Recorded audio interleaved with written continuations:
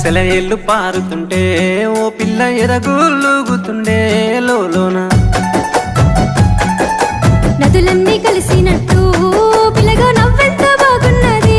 నీలోన గాజుల సప్పులు గలుగల్లు మోగంగా గజ్జెల పట్టీలు గంటేసి ఆడంగా వరిగడ్డి మోపు ఎత్తి ఓ పిల్ల వయ్యారి నడుము పవే ఈ వేళ సిగ్గు సింగ